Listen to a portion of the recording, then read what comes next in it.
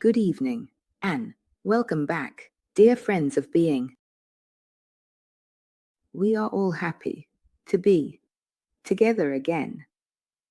And above all, we are happy to be able to share our efforts. It becomes a joy to be united, to be together, to not feel the loneliness, to be able to count on something that will come into our lives and confirm that we are not alone in living this earthly experience. Welcome back to my office, to my press office on the upper floors that I have been running for almost 24 years. I have created doing what, as many of you know, is the true task of my soul for this life. It's something we should focus on without stress or distraction. But I don't understand my soul's purpose. It's not like we get a label. No, it happened for me in 2001, 23 years ago, when they rang the bell. That was a true call to service. I was ready to start then and continue now. It's not like we get a label that says, your task is this. No. It might happen, as it did for me back in 2001, over 23 years ago, when they actually came to ring the bell for me. That was a true call to service because the time had come. I had prepared myself, as they say, to do what I started back then and that I still continue to do now. Because for some souls, there are indeed very clear tasks, specifically aimed at helping and supporting other souls who are here to train in this earthly dimension of space-time. Because for some souls, there are indeed very clear tasks, specifically aimed at helping and supporting other souls. However, each of us has our own purpose. It may happen that there is an expression so clear and easily understood, but each of us has this unique design that I am here to work out in this earthly dimension of space-time. But each of us has his own task. It can happen that there really is an expression so clear and so easily intuitable. But each of us has this design. The beautiful thing, which I always find very fascinating, is being able to look at our lives, because the design reveals itself to our eyes thanks to time, thanks to our journey, to our experiences in this dimension. So, through our lived experiences, through the exercise of our free will, we build a life path, which is also a life path for our soul, an evolution of our soul. We should aim to create an evolution, not just in terms of our earthly dimension, but especially for our soul. Through our experiences, we build a life path, a journey for our soul. We should aim for evolution, not just in earthly terms, but especially for our soul. Remember, we are, first and foremost, a soul. In tough times, salvation is in remembering our true self. We should aim to create an evolution, not just in terms of our earthly dimension, but especially for our soul. It's essential to always remember this, that we are, first and foremost, a soul. I've said this many times, and I repeat it in my books, reminding all of us that this is the true control room. We need to be very mindful of our memory, in the sense that in difficult moments, our salvation lies in remembering who we truly are. We must always remember that this life of ours is nothing more than a long dream of our soul. When we finish this dream, we will awaken on the other side, in another dimension, and we will look back at this life of ours. We will reflect on the things we have done and chosen with our free will, as well as those we have endured, the injustices inflicted upon others, or those we have suffered ourselves. What we are experiencing, what is truly our lived moment that generates anxiety and suffering.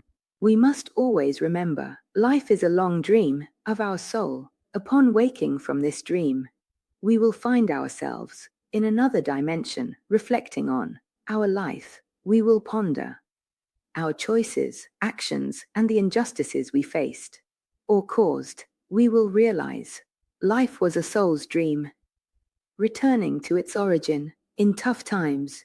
Remember this, as history and current events bring heavy experiences, suffering, and choices, leading to destruction.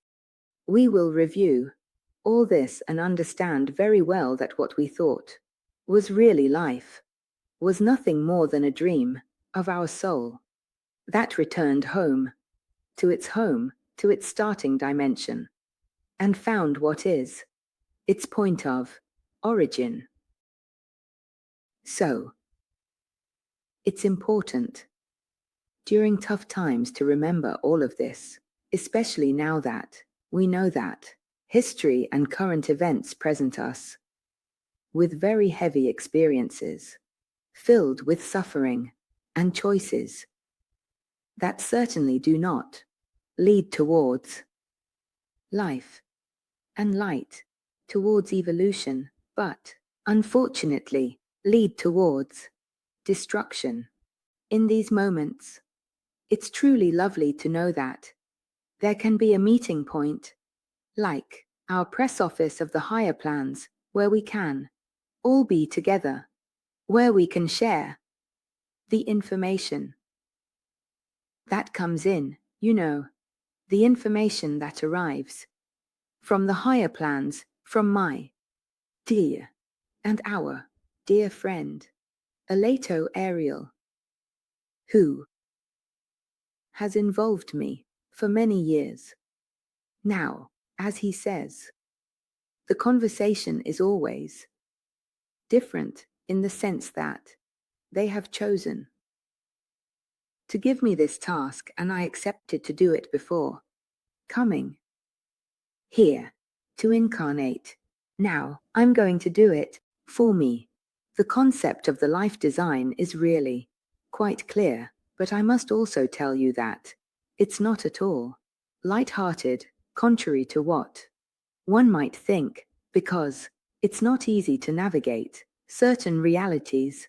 We know very well that when you work for the light, those on the side of shadow obviously show up and try to test you. No,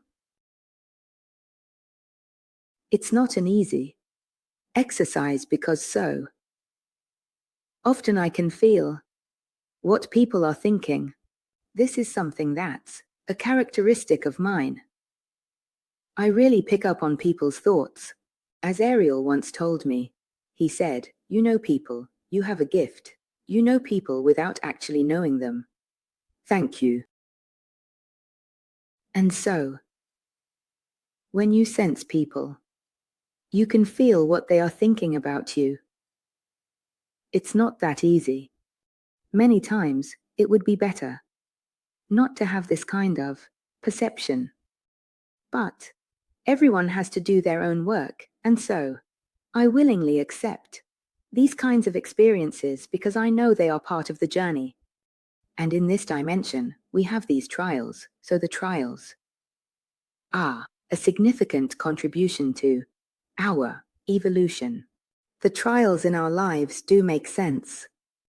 But, as I said at the beginning, it's also really lovely to know that there can be these moments where we can come together, where this sense of loneliness and sometimes disorientation can somehow find a balance and create a moment of respite for our minds and our souls.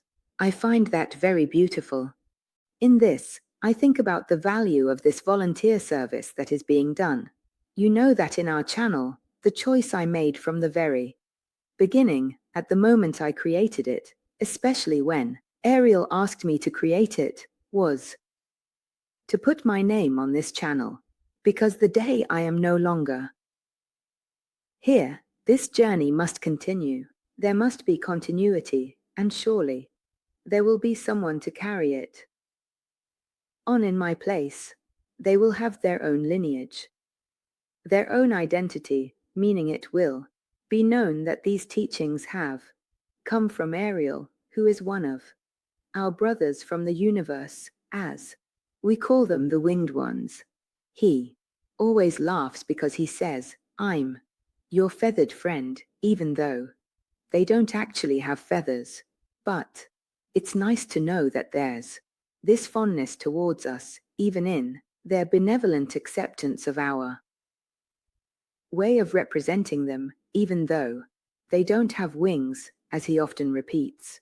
But it's lovely to know that we have this closeness to them. We have a condition where we know there are those who care for us. Care is very important. It's truly an act of love, that supporting, that sustaining, that giving the opportunity for things to grow and develop. To care means to have love, because then it must be a care that has as its goal the possibility of creating something beautiful, of growing. It is not to be confused with what can be bullying and perhaps the exercise of the ego. We know that in this world, so invisible and mysterious to our eyes, there are entities and forces that look after us, that take care of us, and this is a great and profound comfort, because we truly have this deep sense of, as I sometimes say, a longing for a distant and unknown home, this profound separation from what we once were, from this divine and powerful spark of a great and magnificent divine energy that we can choose to call whatever we like, but knowing that we are that small and significant part of a vast and immense energy, and so this separation occurs precisely at the very moment the soul is beautifully generated, as you will surely have read in many books. By the way, I remind you gently, you know I'm not one to promote things much because I'm often busy doing other important stuff, but there are indeed 2 books for which I generously donate my royalties to charity, and especially now, during this festive and joyful season, give them as thoughtful gifts, because they are truly 2 remarkable books that for many years now, thousands and thousands of people have written to me about, saying they found great comfort and closeness in them. They felt this powerful energy of love towards us in the beautifully written words on those pages. And these 2 books, I remind you now, I'll show you, remember them, 2 dual hands, which is the first one that came out, and then the manual, 2 dual hands, the extraordinary interview with an archangel, and then the extraordinary manual for living life, which we will open this evening. I will read for you with great pleasure. Well, in these 2 books, you can find the real and true reference points for walking and living in this challenging time of ours, these unique and profound experiences. This is also important, having support. You know that I really do the press office. That is, I worry about making the information that comes to me go through a channel that, for 2 years now, has been Riccardo Casari, that they sent me. Since Francesco had chosen to stop the first channel, and therefore they respect free will. And so they went to find another one who could reach me so that I could continue doing the job I was meant to do, which was to handle this press office for the higher planes. The condition I live in is also dictated by them, because during the transfer incorporation, there's no consciousness, there's no presence from the one who is channeling, and so There's no possibility to do the work that I do and continue to do with Ricardo. By the way, he came here to Turin last Saturday. And that's why we did the press office for the hire plans. This evening, I told Ariel, I said, well, I will share the things you've told me.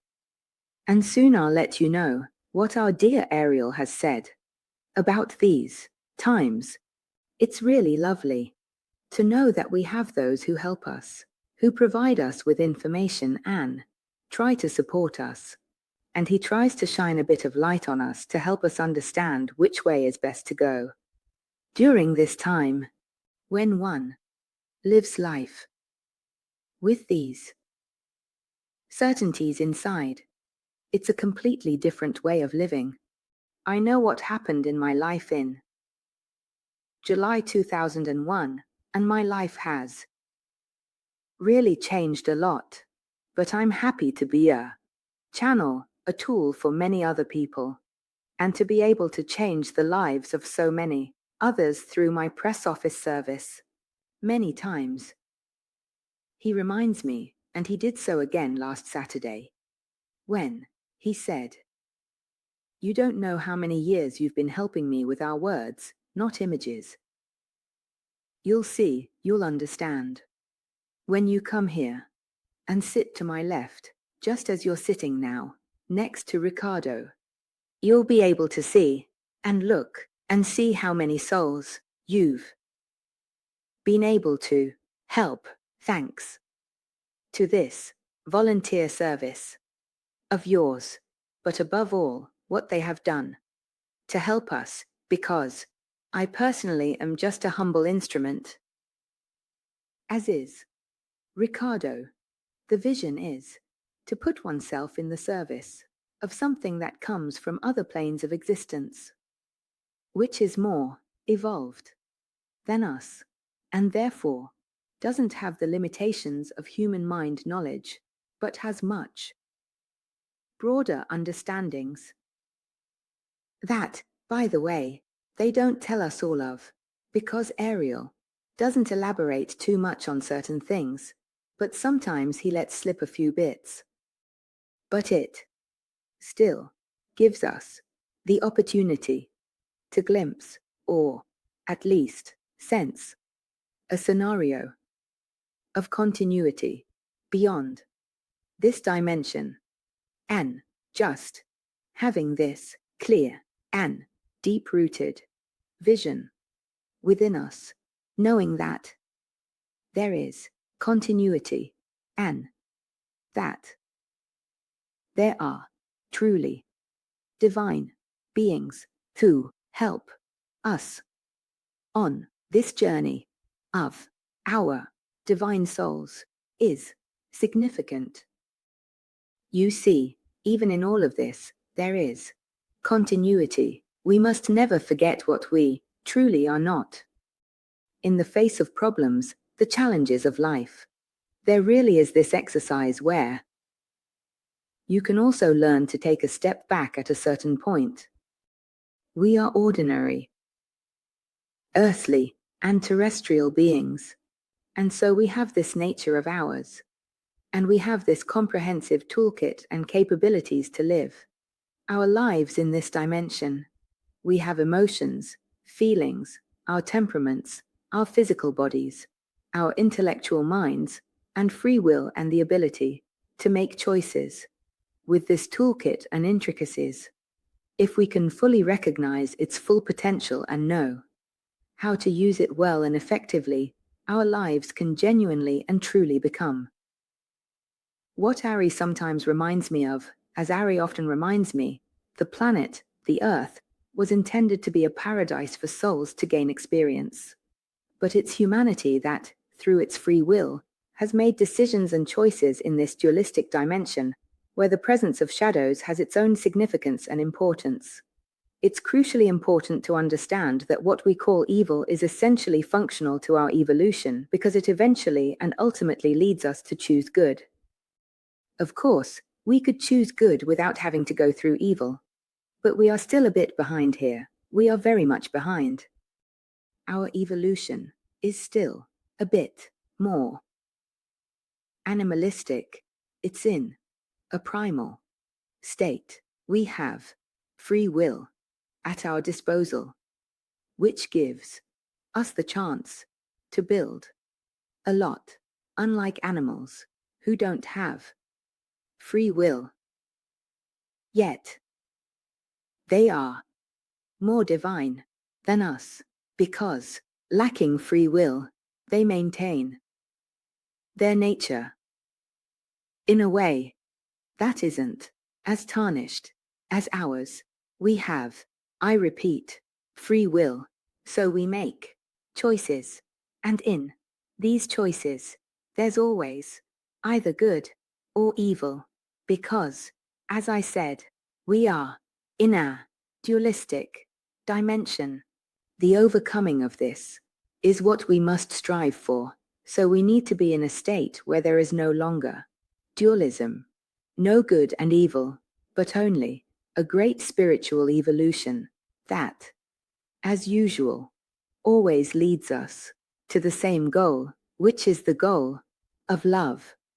Because all those great masters who have come to earth, all these brothers of the universe who have arrived to help humanity on its journey, all speak of love. Those who are of the light. Then we also have those who are not of the light, who present themselves as if they are, using deception and everything. And then they end up playing nasty tricks on us, because we know that there is this mechanism of submission where you don't exercise your free will, but are completely controlled by them. The loss of free will is precisely submission. Light does not submit, but darkness does. That's a really lovely lesson too.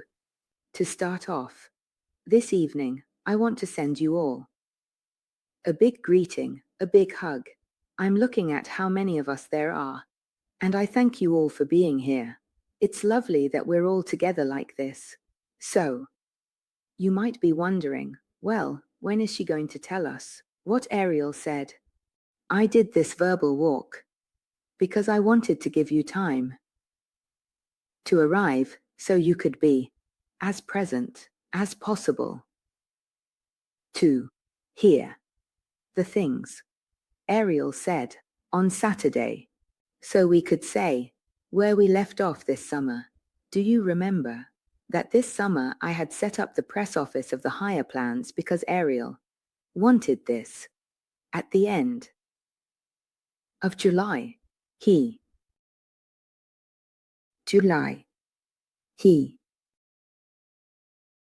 Ricardo called Ariadna's at Maria's. He had come to tell how things were going. And now he did the same. When he asks, Ricardo calls me and tells me that Ariadna arrived at Maria's and said that Ariadna wants to talk. He arrives because the project must continue to move forward and therefore must work, and also this closeness, in these terms as Hardia wanted, is always a confirmation of how very beautiful it is to know that this interaction exists, that this energy exists between the different planes of existence. It's strange, since who knows how many will think these people are crazy. We know well, because after so many years, I need not prove anything. All sources are recorded, so I refer to them as a journalist and share with you, knowing you can live these experiences. I visit a friend, and you might ask, where? I'm talking to Arya, not from this dimension, but another realm. It becomes normal to meet this friend from another dimension. It's like a sci-fi film, and it's beautiful to just chat. So, knowing that you can really live these experiences, I mean, I go out and visit a friend, and you might ask, where are you going? I'm talking to Arya, not from this dimension. She's from another realm, but it becomes an extraordinary normality to meet this friend from another dimension. It's like a sci-fi film, and it's beautiful because you can chat. Sometimes I think we should make a film about these meetings with Ariel, the jokes, the laughter, but it's precious to know we're not alone, and they use us as instruments of communication to support us, reminding us we're not on our own. Sometimes I think that we really should make a film when there are these encounters with Ariel, the jokes too, the smiling too.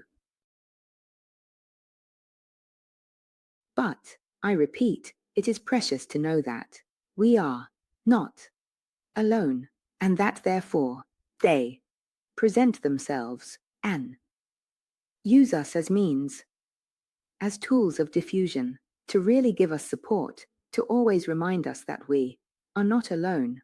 So Ariel wanted to talk to me because there were a few things to tell about these times of ours.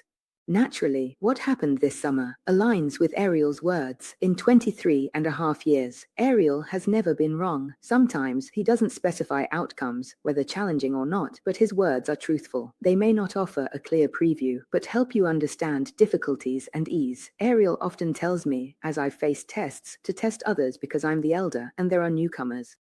Sometimes it might happen that he doesn't tell you exactly how something will turn out, whether it might be a bit challenging or if there will be, but he gives you words that correspond to the truth.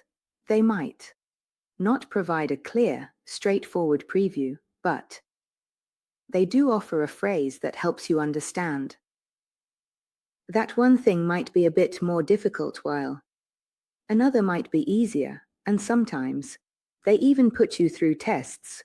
Ariel always tells me now, because I've been through a few tests myself. In fact, he always says to me to put others to the test. Because I'm the elder of the group, and there are those who are new. And so Ricardo is also going through his tests, which is really lovely. But when he came this summer, he said there would be a start in August. The beginning of the expansion that would later turn into a widespread war. And that's exactly what happened, because we started right in August. Now he has come to say that yes, there will be some slowdowns.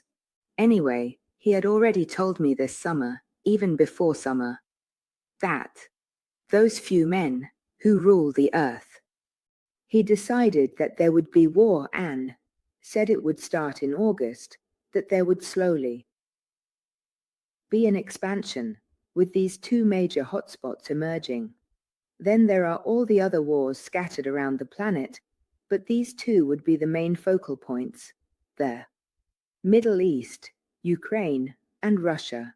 He mentioned that there would be an expansion starting from the Middle East, leading to a situation where several nations would be at war. So, on Saturday, he came to say that it now seems like there are moments of truce.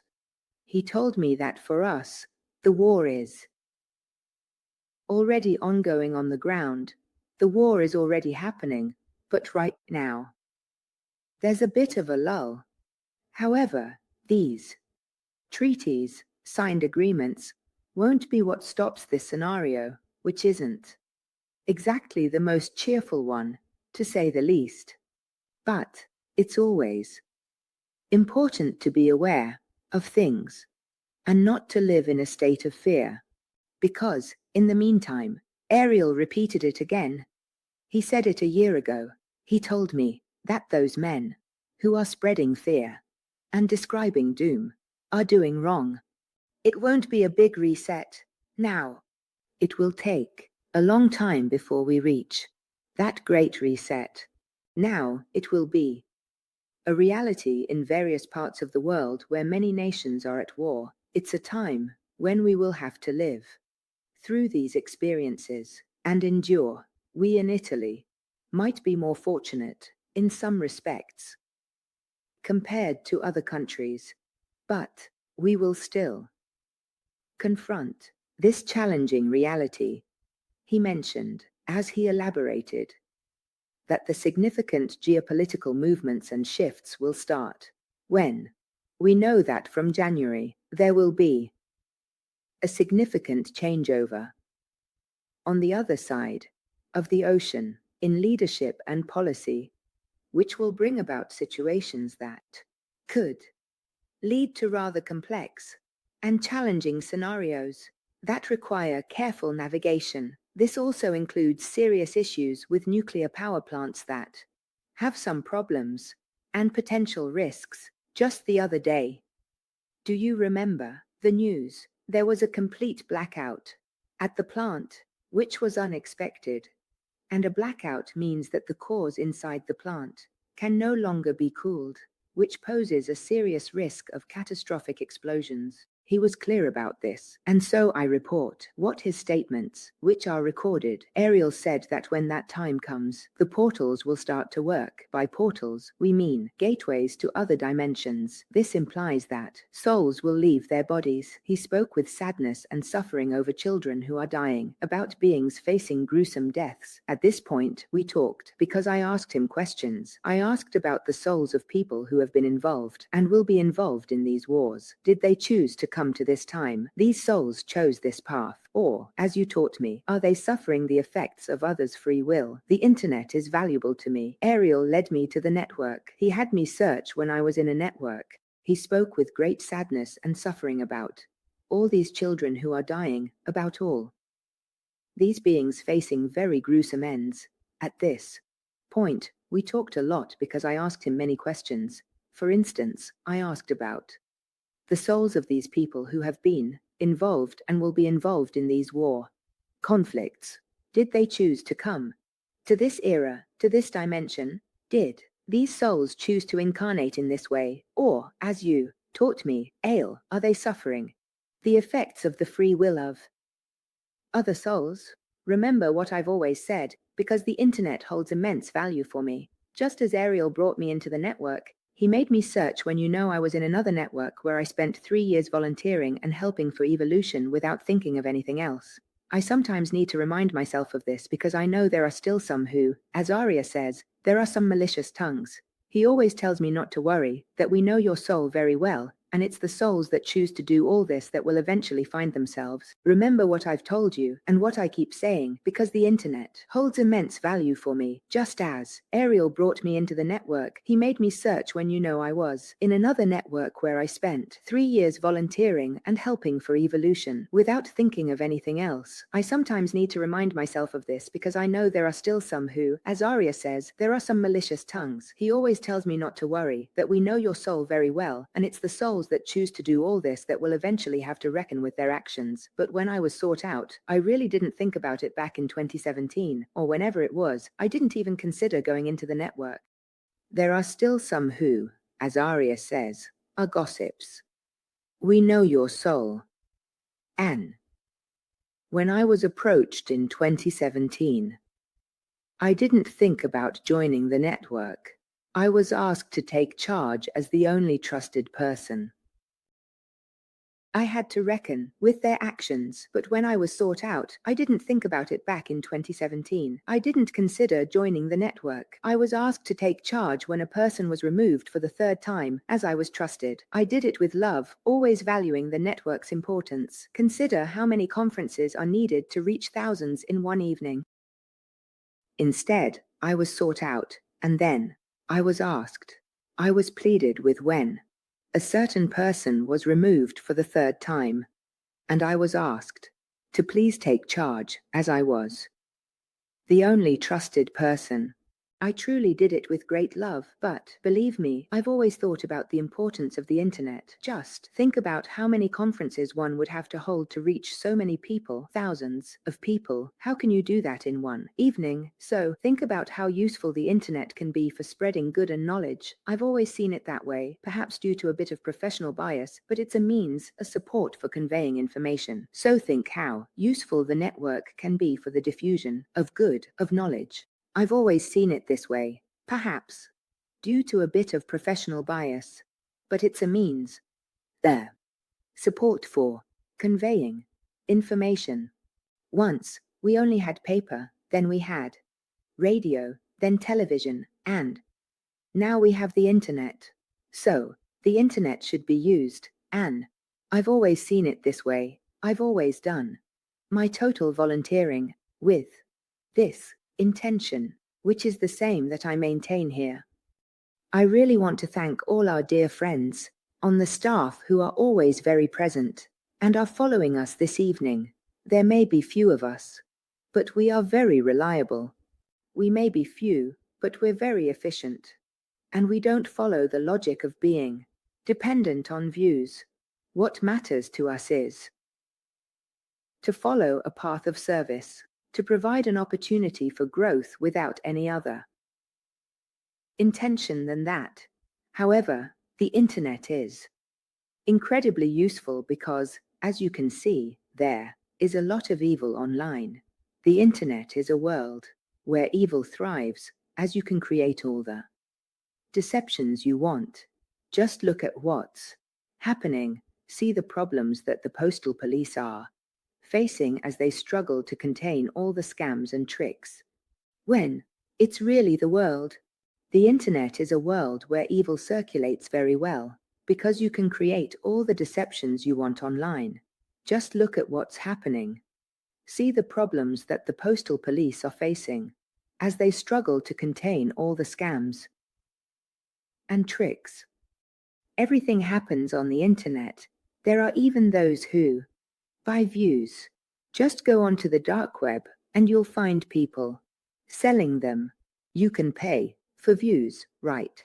You can pay for them. One pays, gives a little money to those who struggle to make ends meet and have some. I don't know if you've seen it, but not long ago, I showcased a very interesting report on a TV channel where we showed, in the parking area, these rooms with entire walls covered in phones. So each phone is an account, and so if they get paid, they subscribe to the channels, they get views, so everything is created in the network. Okay. So, there are people who use the internet to make money, and there are some truly unimaginable strategies to do this. However, it's also a platform where you can share things that can be useful. I have to say that I'm really passionate about this concept of spreading good through the internet, so it needs to be used. It must be used because that's the way to counteract what comes from the other side, the other side of the coin. Years ago, ARIEL also mentioned this to me, saying it was important to engage with the internet and that it would be useful in the future. He's been saying this for quite a while, which is why he asked me to open this channel. Honestly, I might have preferred to take a bit of a break or to write the books I want to write, but I just can't find the time to do it. So, ARIEL also mentioned this years ago. Sorry. Years ago he told me it was important to engage with the internet. He's been saying for a while that the internet would be useful in the future, which is why he asked me to open this channel. Honestly, I might have preferred to take a bit of a break or to write the books I want to write, but I just can't find the time to do it. So, he says that the internet will be useful to us in the future, and in this future that we are heading towards. We know that the key element that will be crucial for us and will help us a lot is, wait a moment, I need to take a pill, so don't go away, just stay there.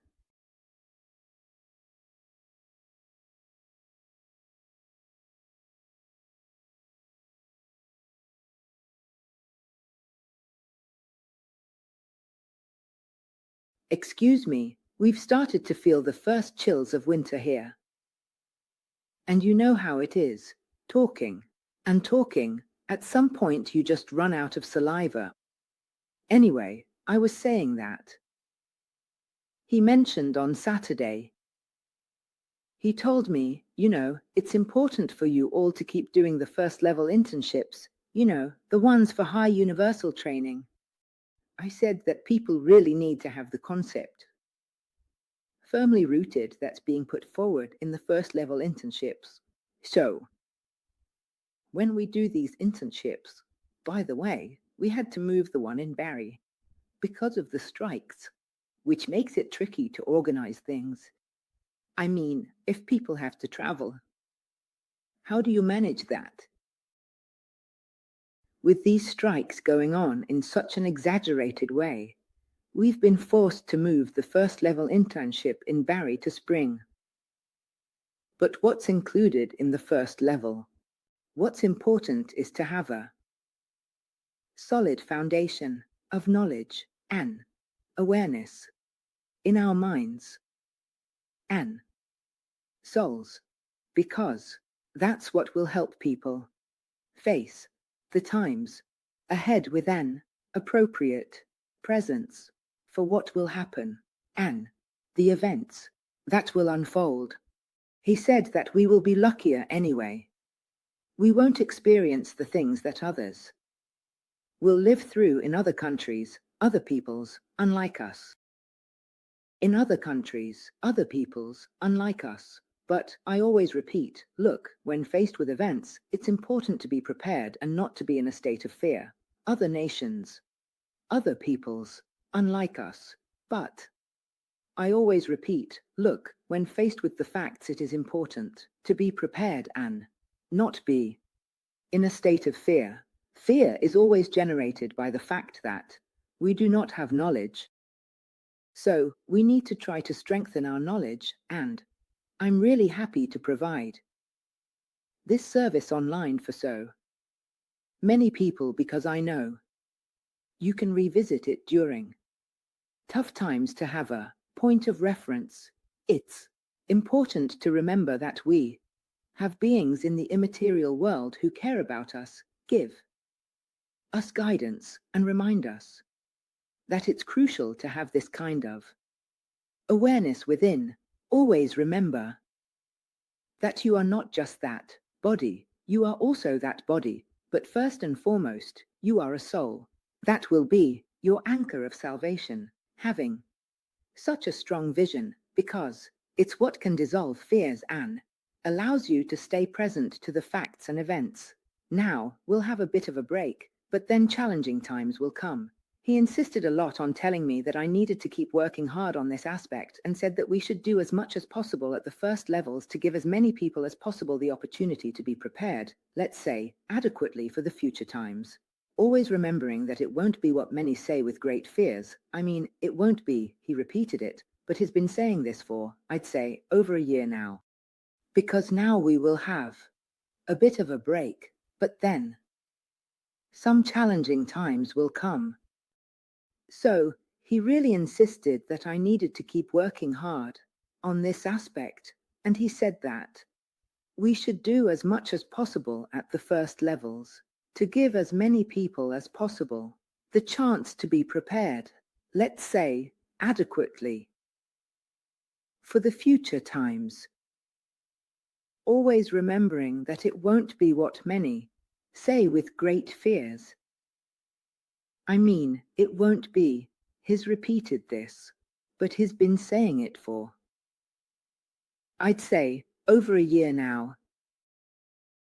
So, let's try to be prepared to the facts and events, and let's remember what we need in this time, what we need to face this period.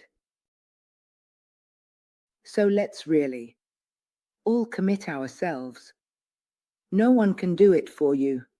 Those who know me are aware that I always say this phrase, I have good news for you. No one will do it for you. So really, no one will do it for us. Also, because our soul is solely ours. It doesn't belong to anyone else. And the evolution of our soul depends solely on us. So, if we really want to move forward, we need to take our lives into our own hands and do what's right at the right moment. And so now, I repeat, it's important that you all do this.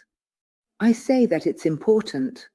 The fact remains that, as a father, and also with me, he always talks about free will, leaving me in a position to choose what to do. I'm telling you, look, it's important to do this. In the end, I think, I always put it this way, but is it really that exhausting? Is it really that exhausting to go through this journey? Question.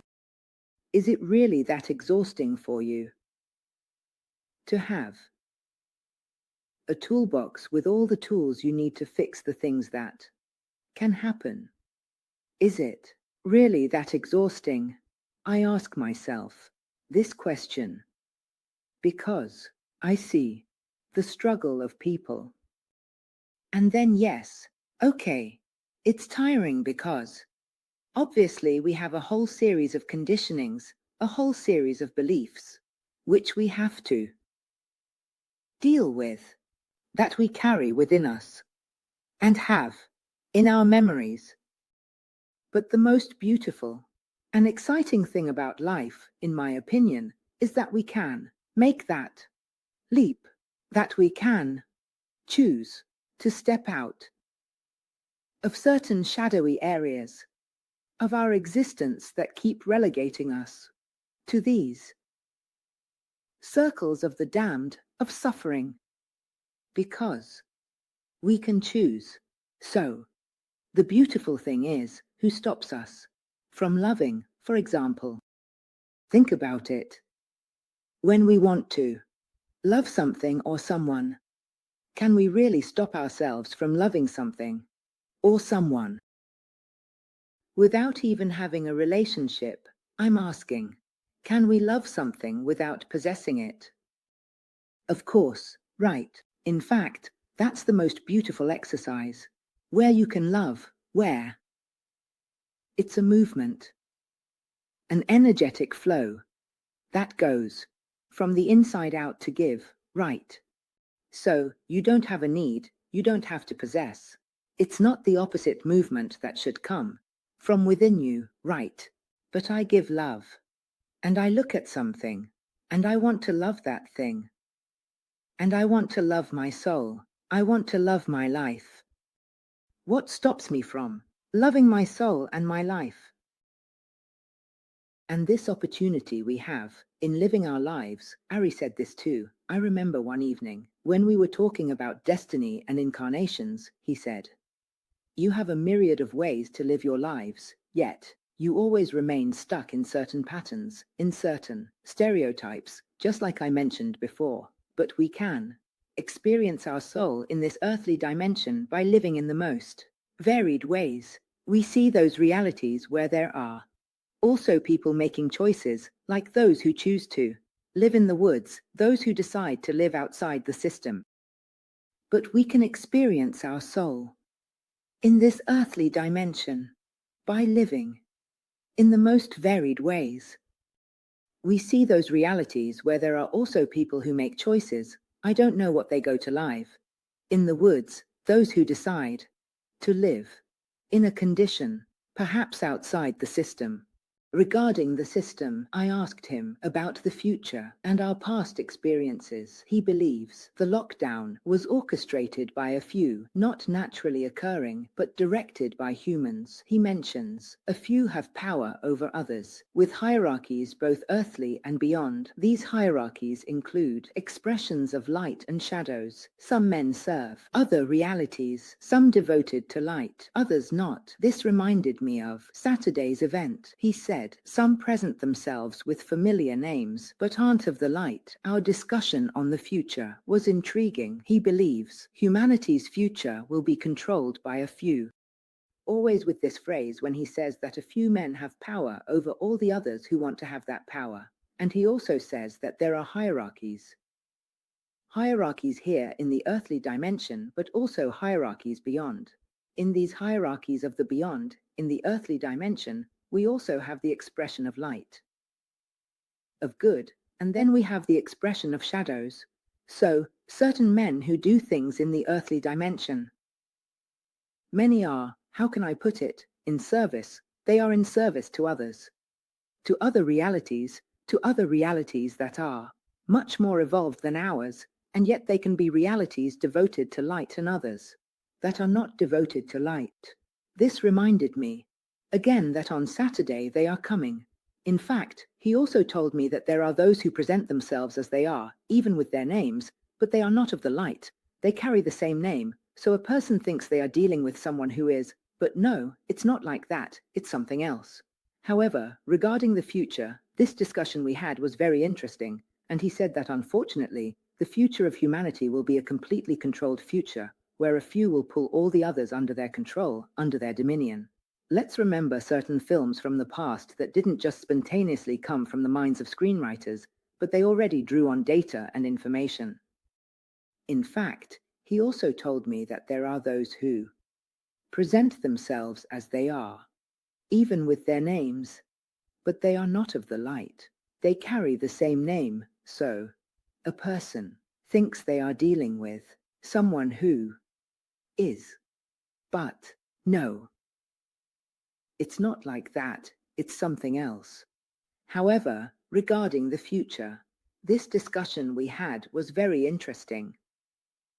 And he said that, unfortunately, the future of humanity will be a completely controlled future, where a few will pull all the others under their control, under their dominion. Let's remember certain films from the past that didn't just spontaneously come from the minds of screenwriters, but they already drew on data and information. He said that, and I've talked to you about quite a few things. On Saturday, I did 2.5 hours of channeling. We also talked, for example, about Hitler's soul, where I asked him if Hitler's soul was dead. He told me that it wasn't dead, but in a state I wouldn't want to be in, a perpetual condition of suffering. And he said that soul isn't dead, just because they wanted to keep it alive, so it could serve as an example to show how choosing certain paths with our free will generates so much suffering. I'm. Then after, the soul, because, you know, when you're here it's one thing, but then, it's the same old story. Karma doesn't give discounts, so when you go over there, well, you have to check in, you know. But you have to check in with yourself. Because then our soul, the things we've chosen to do, intentionally don't just disappear, generating suffering in others or taking advantage of them through deceit. All these things. You have to be very aware. As Ariel said, people need to understand what it means to make certain choices. It's not that just because you manage to get by while you're here, then when it's all over, everything just goes to pot. Right. It's not like that. In the end, you leave behind a suit, as I call it, a shell, a tool, a body, which was just a means for your soul. Then, you reckon with your soul. This must be remembered. One must know the law of the soul well. That's why I always say that I never harm anyone, because I know very well. I understand the law of the soul really well, and anyway, in my life, I've never harmed anyone in this regard. Perhaps I've mentioned it before because it's something I'm always very, very clear about. But ever since I was little, without having a whole series of things, I've never been able to harm anyone. But ever since I was little, without having a whole series of things, I've never done it. I've never been able to harm anyone. I've experienced it. Even now as an adult, I still suffer from it. But the fact that someone doesn't react to evil means that I personally don't respond to negativity because I don't want to lower my energy. I don't want to sink to those levels. I've seen a lot of really unfair things, even towards me. I've never stooped to the level of those who allowed themselves to say certain things, well aware of certain stories, of who uttered those words, but I've never lowered myself to that level. I could have done it, but I left them at their level. I'll give you an example. I haven't put this perverse chain in my soul of wickedness that generates wickedness, which then creates another.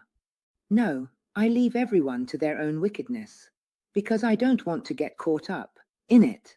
On the other hand, I know that I have done a lot of good, I have done a lot of charity, and I have helped many people. You see, from a soul's perspective, you need to learn to think this way. Ask yourselves these questions because, as I said, it will only be your soul that lives on, that continues to exist when you've finished this earthly season, equipped with what we call a body, and this is a real awareness you need to internalize. I wouldn't finish this time, and I often come back to certain concepts because I hope that, in this way, people can gain more and more awareness of the importance of doing this. So, even in the face of events, whatever might happen to us, we should eventually leave this body behind. So, war or no war, disasters, everything that can happen, should we leave this body behind? Yes, we all leave it behind. From the moment we are born, the countdown begins to reach the end of the days of the project that our soul has to experience in this dimension. So we also know that this body must come to an end. This body must die. When we talked about death, I mentioned it to you. The topic of death is really interesting because we don't all die in the same way. We don't all pass away while falling asleep, moving to the other side. It indeed makes perfect sense.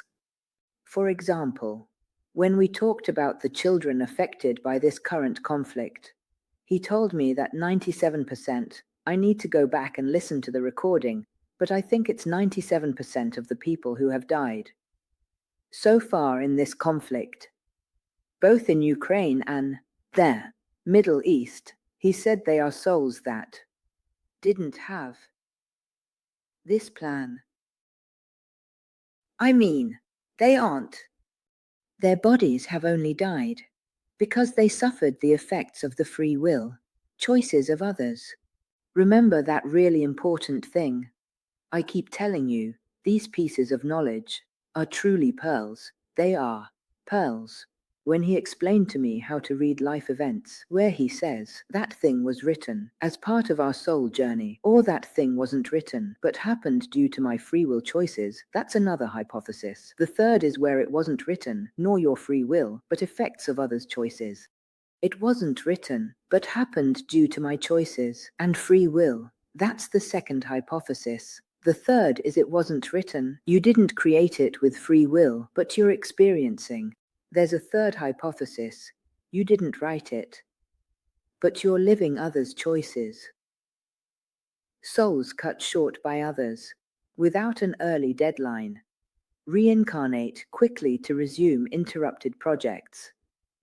In your soul, you're not taking on any burden, no ballast, because all those souls that had their earthly experience interrupted due to others, and who didn't have that early deadline in their program, but rather a death generated by a project interrupted by the free will of others, means that soul then reincarnates quickly to pick up that project that was interrupted by others.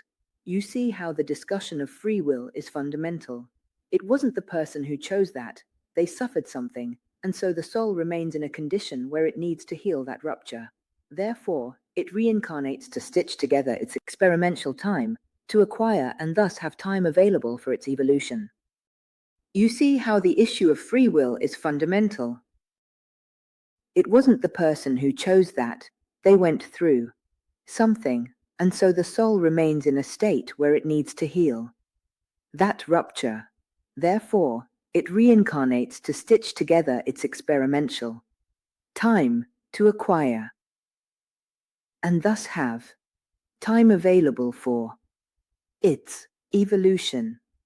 Because the fundamental point about evolution is understanding that this time is what we need to build our evolution. It's thanks to this kind of experience that we have in a space-time condition that we can give our soul opportunities for development even through death. Do you remember the title I put on the pages that talk about death? In those pages that talk about death, the title is Death is the Elevator to. When your time comes, don't be afraid to take it, because the best is yet to come. So when we die, that is, when our body comes to an end, our soul returns to a state where it can continue to walk and evolve through other opportunities for incarnation until it no longer needs to come to this nursery, this primary school, that is, Earth, this gym, because it will have acquired the prerequisites of knowledge from a spiritual perspective. So, we will have reached that point of growth where we will have already recognized our true nature and can continue to exist without needing to come here to the gym to learn, because we will have already learned to walk, learned to eat, learned to read, to write, and so we can move on. So we have those prerequisites. So it's really important that each of us takes these pieces of knowledge on board very calmly, without any major conflicts. I know very well that an important aspect for many people is the religious one, the religious dogmas. So, depending on one's religion or philosophy, I always say that we should have respect for any type of religion, because religions were born with the premise of being one of the paths to spiritual growth, to be on the journey of origin. Because the origin is spirituality, the origin is not religion. The origin is spirituality. We are spiritual beings coming from a divine, energetic dimension, whatever we want to call it, but that is our origin. Religions come afterwards. Religions were created by man, as Adrian says, they were created by man for man, with all the limitations of humanity, including human nature and all its fragilities, as well as the limits of human knowledge, of man and the human mind. So you understand that we are already in a limited transition. That is, we are no longer in the fullness of the origin. We are in an earthly condition where man takes spirituality. The structure, as I've told you many times, turns it into a dogma, creates collective rituals, reference texts. But the main point is that we have had in religions what we call masters. Machiavelli himself said that we don't even call brother Jesus master among ourselves. It's you humans who call them masters. However, they were extraordinary beings, Jesus, Christ foremost, because they came to teach us about love, to talk to us about love. Then they always ended up having a bad ending, and we know this. Let's say that in our religion, those who were more consistent ended up on the cross. But the point is that, in any case, we should also ask ourselves about this, because in the night of time, we have these stars that shine, which are these beings, who have come to give us guidance, to give us directions. The Gospels are fascinating. The Bible is captivating, beautiful books. But what I find stimulating is that they offer insights. They offer ideas for growth. They are very beautiful and interesting books. But what I find particularly stimulating is that they can truly provide us with insights. They always give us opportunities to truly grasp ideas that can help us grow. And that's very loving towards us. In the utmost summary, we arrive at this. No. A. And it is the maximum expansion and the utmost expression of love towards us. Then it's man who takes, sets the rules, queues up, and starts creating big problems because certain laws and cues are put in place, but we know very well certain conflicts, certain issues that exist within realities where spirituality is discussed. And so, I always say, let's take this as a given. That we know, it's man, with all his limitations. With all his limitations, so he expresses his limitations. But what can we save from all this? I wonder.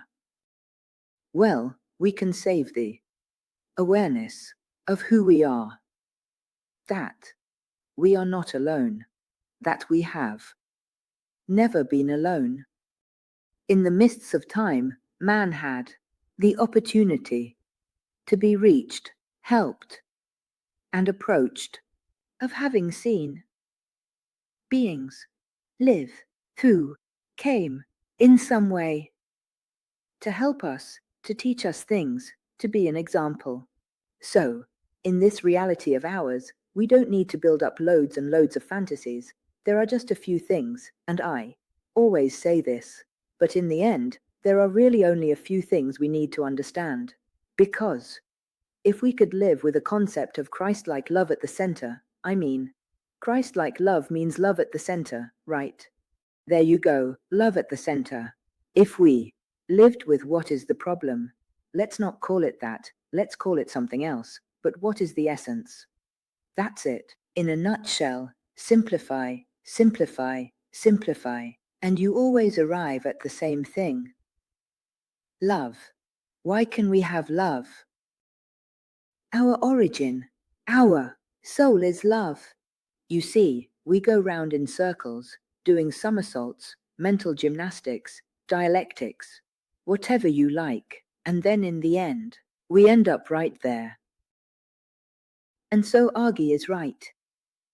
As always, Argy is right when he tells us things will be complicated now. We have a pause during the holidays, then expansion begins. Let's not panic, but focus on important tasks. Stay grounded, remember who we are and our origins. ARIEL reassures us to stay calm and focus on important tasks. Live your earthly life, even with distractions and pseudo-illusions. Let's start by staying well grounded, always remembering who we are, what our origin is. So, when ARIEL comes, he comes to say these things, because it's as if his giving us a gentle pat on the back, saying, stay calm, but do the things that are most important to do. So if you want to live your earthly life, that's fine. Live your earthly life. Even if you get caught up in certain little distractions, while perhaps living your life amidst some pseudo-illusions. But remember what true power is. So you want to live your earthly life, that's fine. Live your earthly life, even if you get caught up in certain little distractions, perhaps living your life amidst some pseudo-illusions. But remember what true power is. The only real power is what we can create within ourselves by generating such a deep-rootedness in our hearts around certain concepts that can help us affirm the meaning of our lives with a vision that is truly more aligned and focused on who we really are. But remember what true power is. The only true power is what we can create within ourselves by generating such a deep-rootedness in our hearts around certain concepts that can help us affirm the meaning of our lives with a vision that is truly more aligned and focused on who we really are. I see so many. I see so many things that our friends are writing. Now I'll start. I'll read you some things. Living knowing that there will be. What a worry it is to live. Ah, this is interesting. What a worry it is to live. Knowing that there will be a change. But look, thank you. Simona, who wrote this phrase. Well, this is a really eye-catching phrase because change breeds anxiety. Right. But the problem is that we are constantly changing. Even as I'm speaking to you, there's been a change in my whole body, and there's been one in yours too, while we're all here together, reflecting on these matters. And what has come? Life is in a state of permanence, as I tell the Easterners. There's nothing fixed, everything is in constant motion. There's no static state, everything is transforming, and we are transforming too. In fact, our lives are a time that is movement, it's an opportunity for transformation. So, instead of being afraid and holding back, just remember that fear is that very condition, that sensation that arises when we create friction by going against the current, that is, not keeping pace. Right. Everything flows. We don't move forward as life moves on, but we dig our heels in and want to stay still. And that creates a friction that we call pain, suffering, anxiety, fear. So, it's important for our minds to align with that perspective. Those who know me and have followed me for years know perfectly well that I always say, it's important when I used to hold full-day seminars on the entire journey of the book. I always said that the most important thing, and I repeat it to you now, is to keep the mind aligned with a proper vision of what the meaning of life is. It's also the extraordinary manual for living, which we're really going to start reading now. I want to read at least 4 or 5 numbers. The manual is extraordinary for living life. Within every page, there's a concept. Why did I want to do this? Because it was released in 2019, whereas Two Dual Hands came out in 2013, on the 19th of May 2013, because after that, after Du Mani Duali came out, people kept writing hundreds of emails, asking questions. So I told him that maybe I need to pull out all the concepts here, because people were telling me they used Two Dual Hands like an oracle, just opening it at random, reading the pages, finding insights. So I said, I'll extract the concepts. And in the manual, there are only the concepts, but it has 2 hands and 2 wings. And there's the whole story. It's really lovely. I've condensed 10 years of Ariel's teachings into quotes where he speaks directly to the reader. These are his words, forming 2 hands and 2 wings. The manual contains concepts. These pages hold authentic insights, not human theories. 2 hands and 2 wings shares his words, touching hearts and helping people. It's not human thought, but true information. Ariel noted that while many books on angels exist, only a few contain their true words, making them unique. But you have the concepts. You train your mind to align with life's meaning. What's written in these pages aren't my words or human thought, but authentic information. Reported, Ariel says, "One thing is all these books that exist that you've written on earth." I replied, "Yes, but with these angel books, I faced trials preparing 2 hands and 2 wings." I asked, "Do all angel book writers face this?" He replied, "No, Anna, your books have human thought, but true words are in these 2 books. That's the difference." I say check sources. If I operate at an earthly level with theories, even science. So when Ariel says, "One thing is, all these books that exist that you've written on earth," I said, "Yes, but with all these books about angels, because, well, I had a bit of a trial to overcome when I was preparing. 2 hands and 2 wings." I asked him, "But excuse me, do all those who write books about angels go through what I'm going through?" And he said, "No, dear Anna, one thing is your books where there's human thought about us. Another thing is the books where our true words are found. And in these 2 books, there are their words. That's what makes the difference." I always say it's important to check the sources. And if I'm always operating at a level that's earthly, where there are theories, everything we want, even science, the science of man is a science that is useful and has been useful, but we also know that it's a science that at times isn't benevolent. Many times, however, it has helped humanity in its evolution.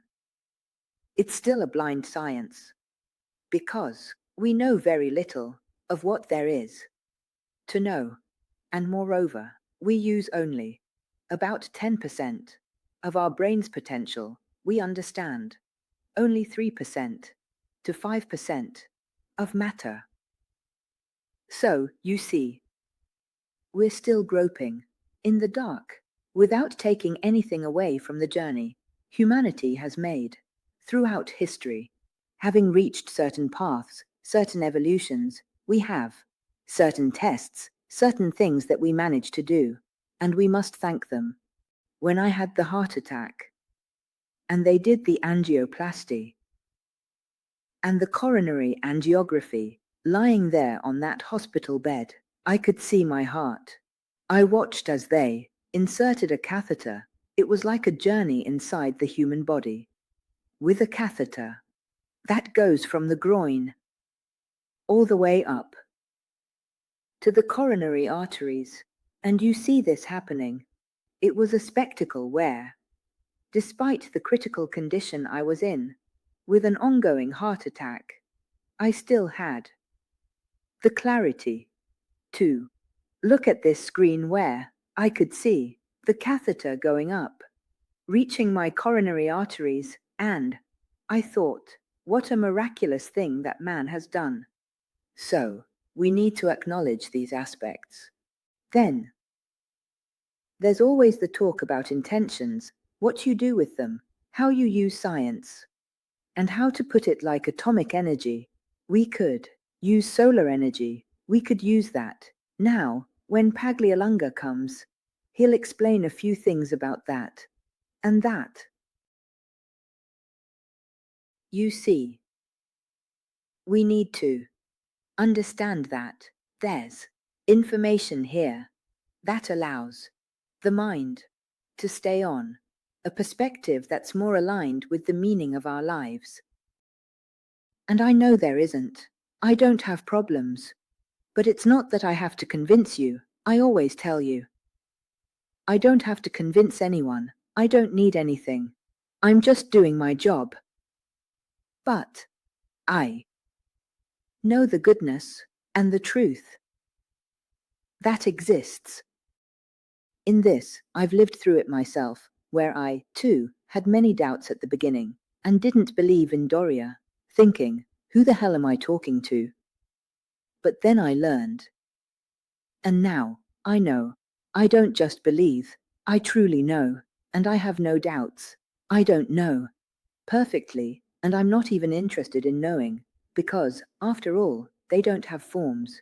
As we imagine, at least the levels I'm in contact with, which is a fifth dimension, are those that don't have a body. So they're really just clouds of energy. They don't have a shape. Then they present themselves in forms. That's another matter. And they also present themselves with names. The facts of the air. It's always said that names are a problem. He didn't want it. In 2 hands and 2 wings, he didn't find the book. We started using the name when Ariel told me he wanted me to do the stages, because he wanted to speak directly to the souls, in person. When we do them in person, you ask, but why do you do them? But why did Ariel ask for this? Because you should ask those who have come in person what they experienced during those moments when we do this. And Ariel comes because this is something he has already mentioned. 10 years ago, he told me, one day you and I will be in front of people. And I will be able to speak directly to their hearts, to their souls. And this happens when we do this. But, I repeat, for us, going around is really quite a demanding thing. Besides being very expensive, because there's the whole state, the venues, the travel, the hotels, the lunches, the dinners, the meeting room. It's something that has set off a mechanism that I really hoped I wouldn't have to use, that I wouldn't have to do those things, especially since I've already been president of associations several times, so I know what it means. But he wants that thing. The request is there, and so I'm following that project. But even in this, we need to fit into a scenario where there are conferences, various events, different courses. And it's not easy, especially because this is being done precisely because Ariel asked for it. On the other hand, there's the service. I mean, one can also do it online and reach many people. But, to get back to us, in these books, there's the opportunity to create a groove by rereading and reflecting, and sometimes one starts to tune the mind to a vision. It's a bit like I always say, you plow the field, going back and forth, and in this way, a groove is created, and your mind starts to have that kind of vision. But the people who reach that milestone, believe me, are all doing well. They're all doing well because they've come out of this circle of the damned, of suffering, generated by a certain view of life, death, and especially death. Starting from teachings given by beings more evolved than us is an excellent guarantee. Of Raina, it's an excellent guarantee. The important things Ariel said, well, we talked about many other things. The important ones. For example, let me just share this one thing of mine. But regarding the future, he told us this, so let's roll up our sleeves, get to work, and try to walk calmly, without anxiety, without all that. Take it, read it, listen to this live session again and get started. I know that many people ask me, but how do you do it? There are so many things out there, and you just don't know. Listen to your heart. Feel what resonates best within you. Start reading these 2 books. Yes. For example, many people find a lot of comfort. I repeat, the Gospels are beautiful texts, and many people find solace in them. But many people, I see what they tell me, what they write to me still, are greatly helped by these books. But do this exercise because it shouldn't feel like a duty. It should be a gift you give to yourself and to your life, and you'll see that you'll also be well. The last thing I wanted to say about Ari is regarding what he asked me to do for the future, because he talks about levels. You know that the stages of high universal training are guided by him, by them. The information comes through the programs. The second level has been dictated to Ricardo.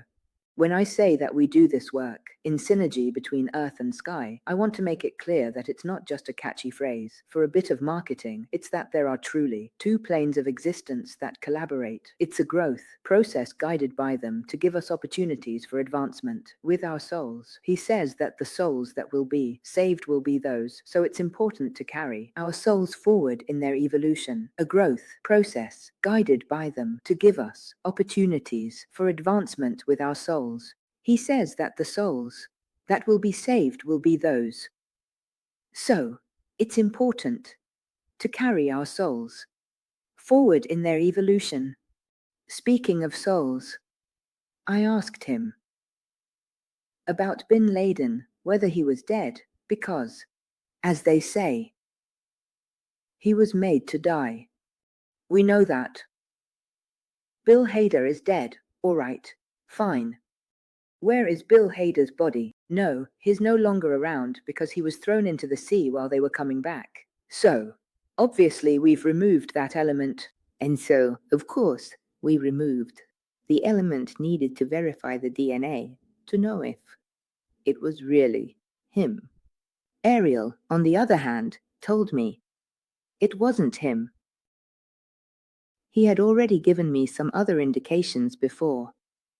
So I asked him if he was still alive because he had kidney problems, and he told me that he died almost 10 years after that date.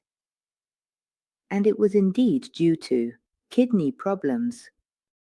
There are some things in current events that are really very interesting. Obviously, for those of us in the newspaper world, no one believed that stuff. The one they had killed was really Bin Laden. Also because what they told us was that he no longer had the same face. He had had plastic surgery. And so, there are also things that perhaps don't circulate everywhere, but in any case. Now there is a discussion I'll close, but to tell you. So I said sorry, but is that soul there together with Hitler? No, she is not with him. But anyway, she is not doing very well. But she is not with Hitler because he did not do as much harm as Hitler did, who did much, much more. That's how you see in the end the soul. We always deal with the soul. So what remains of us? Our soul. And so let's worry. As I tell you many times, the soul is like a hard disk, and let's worry about putting files of light inside, because those will then shine. The shadows will not shine, you know. Those who live their lives choosing wickedness, evil, deceit, and all that sort of thing might think they can get away with it while they're here, but then they have to face the consequences. So I advise you to choose other paths that are much healthier for your soul.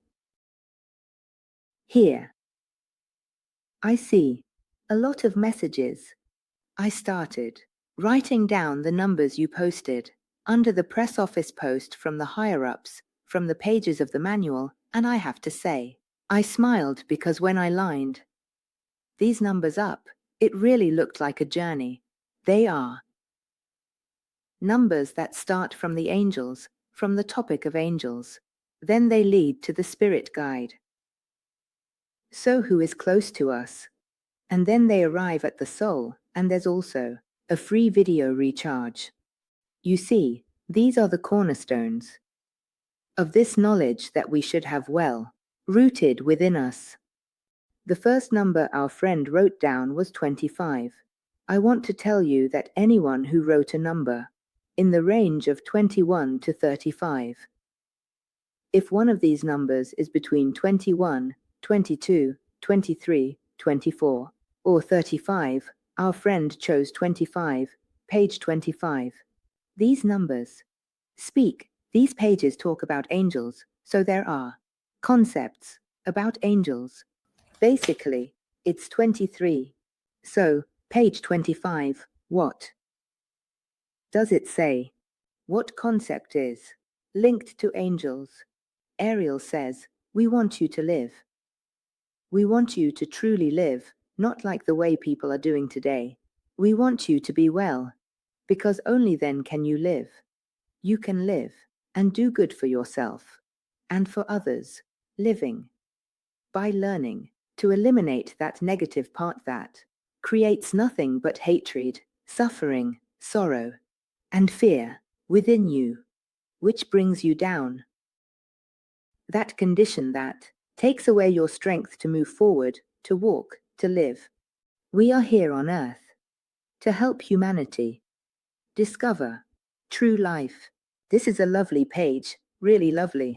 This concept is really beautiful. What is telling you? And this, when you look at what I was saying before, is to understand that we are not alone. He says, we want you to live, to truly live. And this is what he always says. You must live, truly live, not just survive. Which is what many people do. To live, to save a life. To live to create beautiful things. In your life, to build lovely relationships. It's always so exhausting. At this point in my life. Maybe because I'm getting on a bit.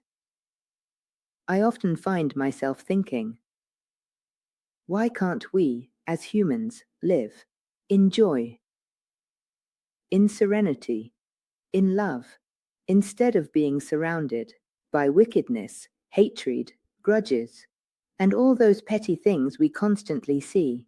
Life becomes really tough like that. I can still understand the talk about pain that we generally see in those who experience separations, especially when loved ones pass away. One person said it well, I need to do this exercise, I need to learn, but even there, if we learn to understand certain aspects, when we face the trial of separation, we can experience it in a very different way from those who lack awareness of what life is, what death is, that death is not the end, that there is continuity, that you continue to live in another way, and therefore you can keep your relationship with your loved one. You can continue to love that person instead of being wrapped up in your own selfishness, in your suffering, in your shortcomings, in your unfulfilled needs. Living means having this knowledge within us, carrying it inside because it serves as support. It's like having the tools to manage situations. So this page is very beautiful. This page is very beautiful. So page, this page is very beautiful. This page is very beautiful. This page is very beautiful. This page is very beautiful. This page is very beautiful. It is where the angels tell you, you are not alone, we want you to live, trying to suggest things to you. We know that. How many times do we feel something inside us? It seems like we hear a voice. We have a perception that even becomes a voice within us. And listen to that. Listen to ourselves inside. Learn. Living means a lot of this, because if you learn to listen to yourself inside, you already have the autopilot on, and we have many entities that live close to us that we don't see but who take care of us, and often they'll be there pulling their feathers out. Listen within, learn and live. Trust your inner voice and unseen guides. Living means a lot of this, because if you learn to listen to yourself inside, you already have the autopilot on, and on top of that, we have a whole series of entities that live close to us that we don't see but who take care of us. And Often, I always joke, they'll be there pulling their feathers out from their wings, because we don't care, we don't listen to them, we don't do anything, right? There you go. From their wings, because we don't care. We don't listen to them, we don't do anything, do we? Here we go. And so, this page about the angels is lovely. Then, there was page 40. Page 40 is a page about the angels. So we're talking about the entities that exist, that take care of us. In the immaterial world, we have the angels, who are the most evolved beings. Then, the spirit guides arrive. So, our friend, or was it a friend? I can't quite remember the name, but they chose page 40, which talks about the spirit guide. Page 40, but the pages that discuss the spirit guide range from page 37 to page 46. So if anyone has noted down some numbers in this realm, we're talking about the same thing, as if I were also responding to you on this. So, page 40 tells us that the spirit guide has the same issues as the angels and is often not listened to. Men struggle to believe that angels exist, that spirit guides exist. They give you advice, but you're free. Will is often deaf. It's deaf to any call, to the solicitations, to the signals that come to you in many forms, and so every effort to help you is wasted. And every time your soul incarnates and comes to live on earth, your spirit guide changes. The butler changes. The spirit guide. The body changes, but the soul, I mean the suitcase, doesn't. The soul does not die. The soul does not change. It is only the body that dies. The soul continues to live, to experience, and to grow through life in other bodies, always assisted by its butler, the spirit guide, who changes in every earthly life. Here, this is another step too. You also see that, it seems, you've chosen pages that are a bit of a summary of everything. There are angels, these entities that care about the evolution of souls. Then there's the guardian angel, which is an angel dedicated specifically to our soul. We all have these invisible helpers, and then we have the spirit guides. Now, the spirit guides are incredibly important because they are the ones closest to us and who have been human beings themselves, in the sense that they have incarnated and lived the human condition. They are souls that have gone through their own evolutionary journey and have reached a point where, as I said before, they no longer need to return because they've learned the lessons. They've learned to eat, to walk, to read, to write, and so they don't need to come back here anymore. Therefore, as disincarnate souls, they can guide those souls that are still incarnated, becoming spirit guides. They no longer need to incarnate as a soul, they are just a spirit, the essence of the soul, and so they become guides. That is, spirit guides, spirits that guide the souls that are incarnated and are still living through the season of experiences and growth. Do you understand? It's a beautiful thing. Do you understand? This thing is beautiful. The problem is that we don't see them, and then we start saying what they're like, what they're called, whether they're a man or a woman when they come, and how many there are, and they change me. Don't worry. We all have spirit guides, and the spirit guide remains the same. From the beginning to the end of an earthly life. The soul remains constant, incarnating for each life project with a spirit guide that changes but stays consistent. The guide may have others to assist. I, as a soul, have a project and incarnate to realize it, aided by the spirit guide, like a butler with our soul's suitcase. Upon incarnation, we are assigned a guide. This story is lovely. I've shared it before, Francesco's spirit. So, as a soul, I have a project. I come down into this dimension to realize this project, and I am indeed helped by the pages of the spirit guide. I say it's like a butler. The spirit guide is that butler who carries the suitcase containing our soul, and when we incarnate, we are assigned one. And this story is quite lovely too. I've told you about it before. The story of Francesco's spirit guide. When Francesco turned 30, he told me he wanted me to bring him a note, and he told me what to write. The phrase was very beautiful because it really captured the essence of their role. He said, "Dear Francesco, it seems like just yesterday when they entrusted me with your soul to help it grow. Do you understand the sense of care? There's this spirit guide who, in her last incarnation, was a woman named Lisa who was very sweet. She said, it seems like yesterday when they entrusted me with your soul." So, she, Lisa, who had indeed been a woman in her last life, was entrusted with the care of Francesco's soul's evolution. From the moment his little body came out of his mother's womb, she has accompanied him throughout his life and is still guiding him now because Francesco has decided he no longer wants to continue this path. So, they went to find another one, and they brought Ricardo to continue the project we were meant to do with ARIEL. You see, over there is indeed a command. Things need to be done, and above all, they need to be completed. There's this spirit guide, who, in her last incarnation, was a woman named Lisa, who was very sweet. She said, "It seems like just yesterday, when they entrusted me with your soul." So, Lisa, who had indeed been a woman in her last life, was given the responsibility of caring for Francesco's soul's evolution.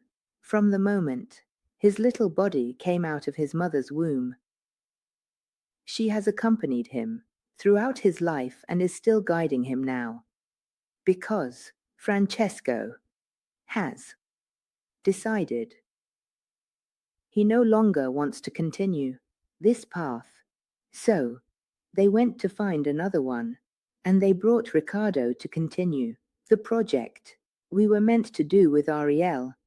You see, over there is indeed a command. Things need to be done, and above all, they need to be completed. There's no issue with time. The point is that something needs to be done, meaning it's in command, and is realized through the completion of the action that brings that command to fruition. This is a really lovely thing, but as I was saying, it's beautiful to have this vision that allows us to understand how former souls who have completed their journey then take care of the younger ones who still need to grow. They nurture them, but then they face the same problem. As I mentioned, the spirit guide has the same issue as the angels. We don't believe they exist, and we also don't believe that spirit guides exist. No one listens to them, and they have the same problems. It's also quite a charming vision where they both sit there complaining. Not that I'm saying they complain. Of course, they don't complain. But it's a lovely image of them saying, "You have this problem too. No one listens to me either. They can't hear me." I can just imagine these scenes, and they're really beautiful, very beautiful. It's quite a charming vision, where they both sit there, complaining. Not that I'm saying they complain. Of course, they don't complain, but it's a lovely image of them saying, "You have this problem too. No one listens to me either. They can't hear me." I can just imagine these scenes, and they're really beautiful, very beautiful. I can just imagine these scenes, and they're really beautiful, very beautiful. So, knowing that, I repeat, we are not alone. So don't worry about what they look like or what they're called.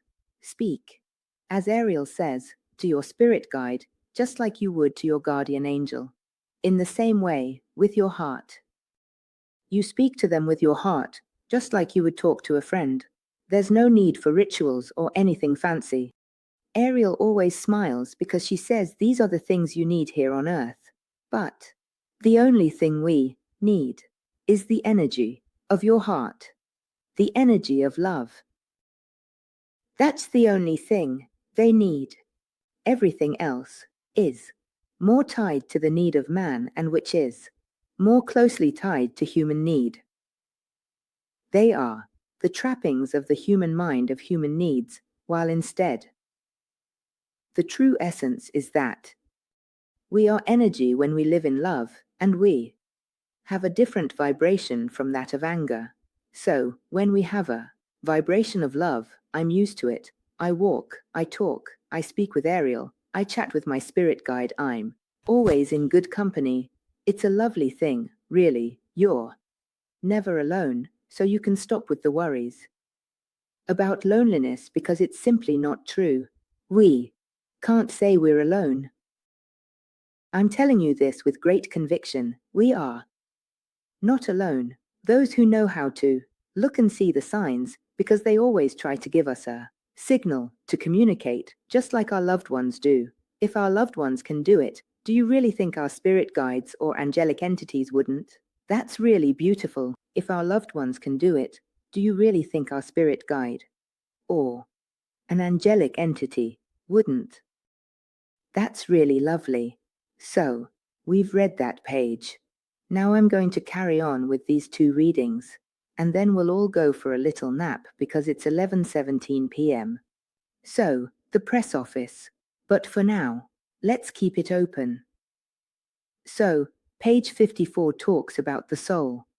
The numbers from 47 to 63 are page numbers where the soul is discussed. What does it say on page 54? Let's see. It says, the soul of man is a spark of pure, divine energy. Formless in nature. It can be compared to a light bulb that, when it's created, has a very low power and needs to live in order to become brighter, more radiant, and stronger, so that one day it can reunite with the great primordial source from which it was born, and finally return home. When you are born, you are human, but just little humans. Then, over time, you grow up, and from being children, you become adults. You become like your parents from whom you were born. The soul of man is energy, the small part of the great energy of the universe that embarks on its long journey to return stronger and brighter to its origin. But not all souls manage to do this, because those that haven't been able to grow in the light, to gain awareness of the good, well, all that's left for them is the darkness of death, the true death, that of the soul, not of the body, as man usually thinks when he questions death. Remember, the only true death is that of the soul.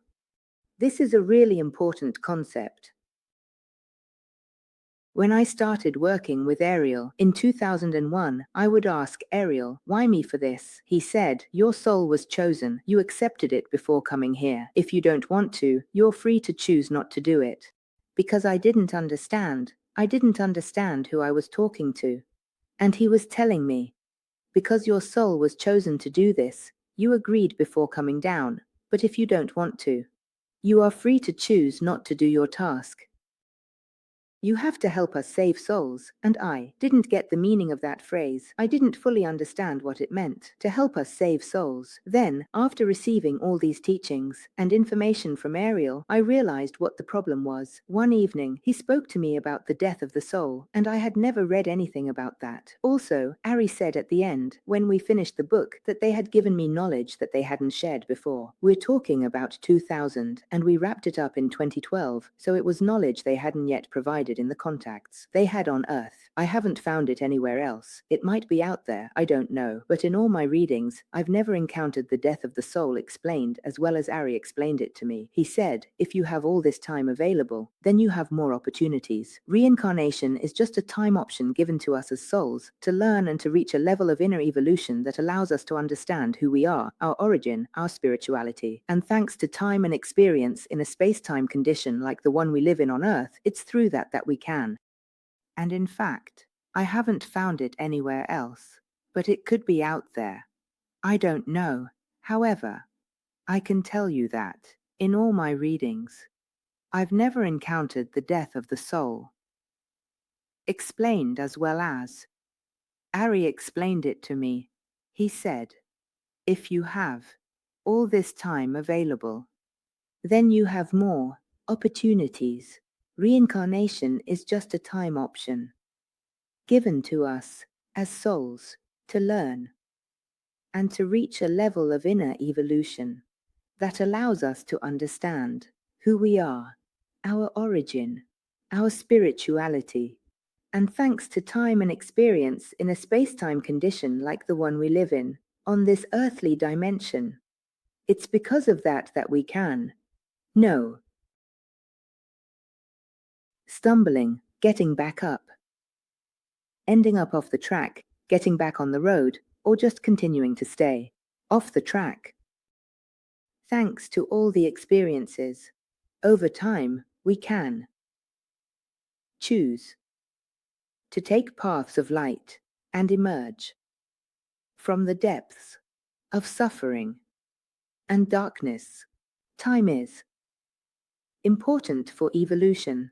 There, time of earthly experience, so, I repeat, reincarnations. I asked him, isn't one enough? He replied, only the very evolved can have one. This long time lets us store files in our hard drive, which opens at the end to reveal its contents. If we've stored darkness, we'll find darkness, not light. So, having this long stretch of time gives us the chance to store files in our hard drive, and at the end of this timeline, the hard drive opens up and we can see what's inside. But if we've only stored files that are not of light, but of darkness, then what we'll find inside will be darkness, not light. Now the point is that over there, in that dimension, where they are, where we should go, we have to consider that it's true. We'll go through intermediate seasons, depending on what we've experienced in each individual reincarnation. However, we know that, as Ori explained to me, the souls that have always chosen shadow over light. When will the time come when this period ends? We no longer have time to gain experience. Now let's see what you've put inside by choosing with your free will. In your hard drive, in our soul, there's what we've chosen. We're talking about choices, not the things that have happened to us, but the choices we make. Because it is free will. It is the value of the choice that determines.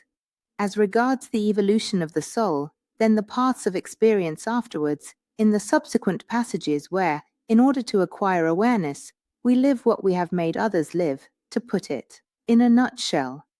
The other side of the coin, because in that way we manage to complete the experience and be able to gain awareness. So, what happens next?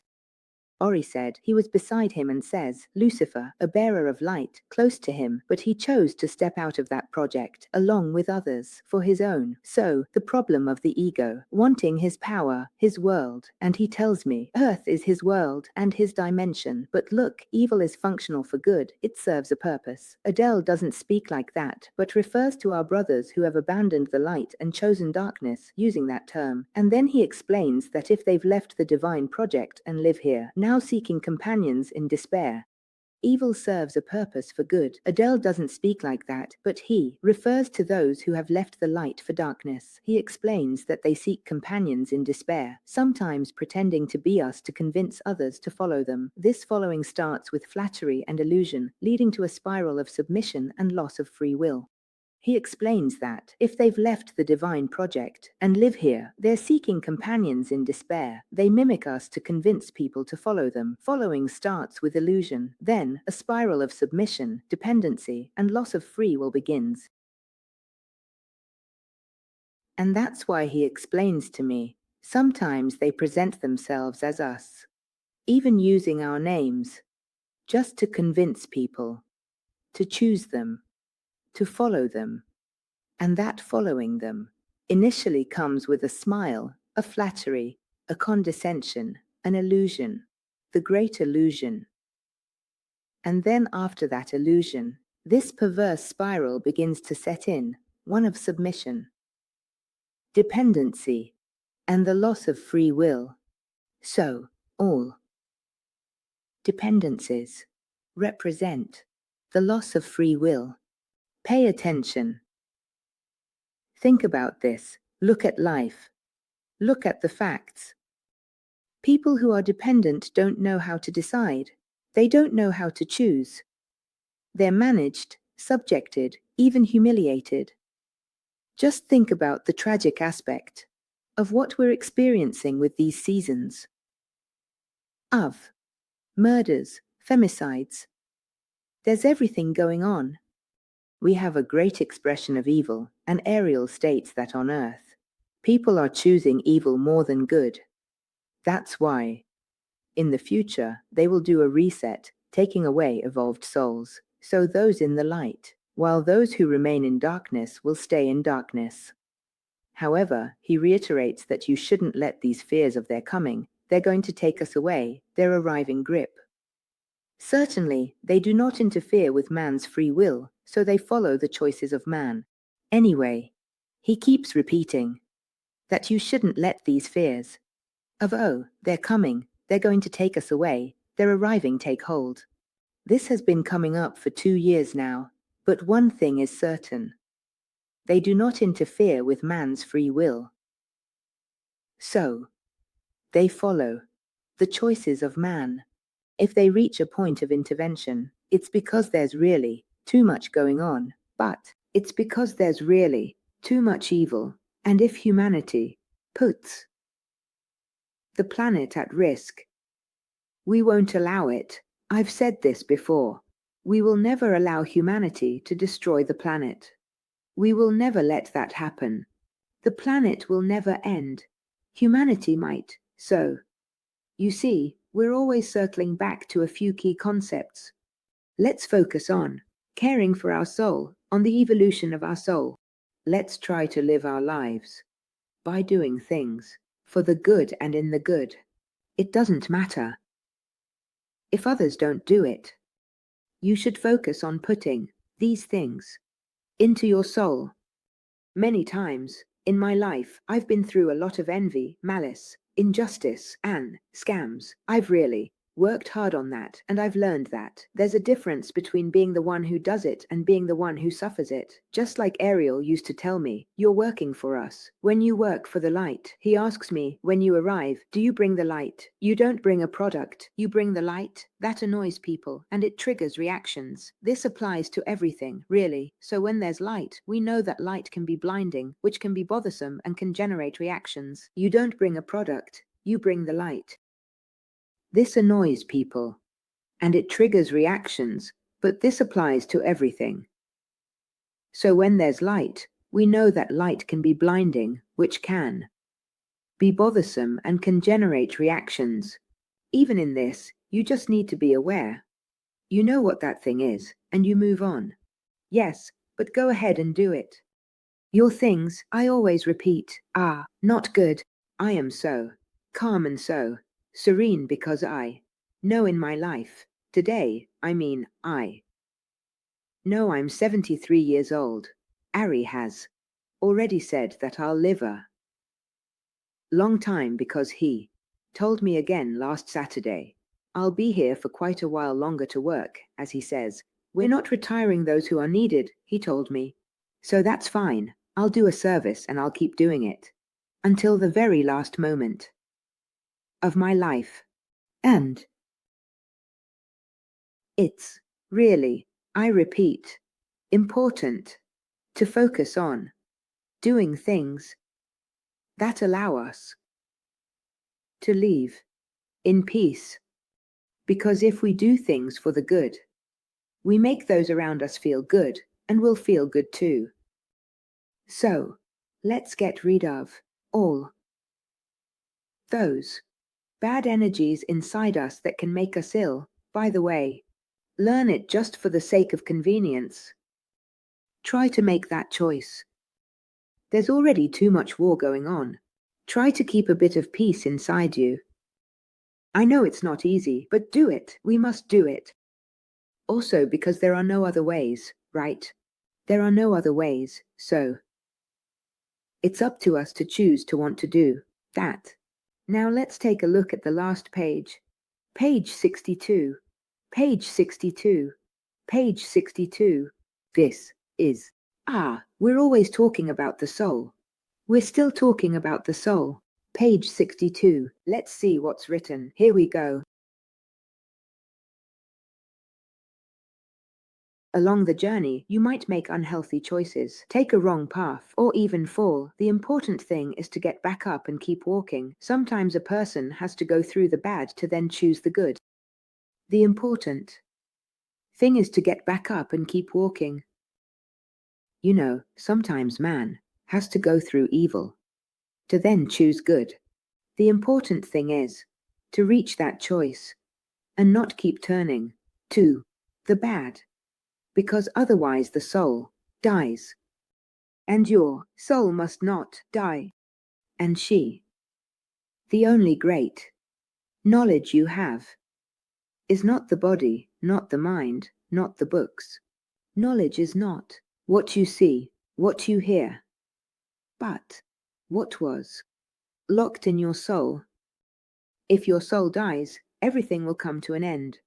And with it, all your lives will truly come to an end. There you go. That's a lovely closing chapter. Also from our press office, because it really tells you to worry about keeping your soul alive. Because what could happen as you go along your path, you can move forward. You might stumble, you can fall, you can go off track. You might even end up in a ditch, but then you can climb back up. We always have opportunities for growth right up until the last moment of our lives. Because the important thing is whether someone reaches the bottom and then finally manages to understand and see themselves again. Everything they did before was to get to that point, right? Because everything has a purpose in life. Everything serves a purpose. So you tell yourself, look, first and foremost, you need to worry about keeping your soul alive and not letting it die. How can the soul die? What we said before. So, I know that if I do certain things, don't worry about it now. Don't start asking yourselves how many lives I've lived, or whether I still have any left, or what's out there. You need to worry about this. Life. Adil has always been very clear, especially when we talked about regressions. People would ask him about regressions, and he'd say, what do I need to go and see things from other lives for? But are you living this life? What you chose to do in another life? Do you have it stored in your hard drive? You can't just erase the things you've done in another life. The only important thing you can do now, in this life you're living right now, is to improve yourself and move beyond. But if you, because I've already said it other times always, the repito, Ariel says if you not you, no, the air says if you, because I've already said it other times always, the repito, the air says if you not you, the air says if you not you, the air says if you not, if you don't remember your past lives, there's a reason for it, otherwise you would remember them. They would be useful for your evolution. In fact, if they were useful for your evolution, you would remember them. And instead, you don't remember. Your soul retains everything. The brain forgets when we die, but the soul's memory stays. The soul doesn't forget, the soul doesn't erase, but you also need to remember one thing, the brain, which is what remembers. When we die, the body decomposes, that memory disperses, but the memory of the soul remains. And if we don't have a present memory of all our past lives, there's a reason for it, and indeed, there is a reason. The memory of the soul remains. And if we don't have a present memory of all our past lives, there's a reason for it. Our body has a memory. When I raise a hand or make a gesture, I've learned that. My body has an inherent sense of movement.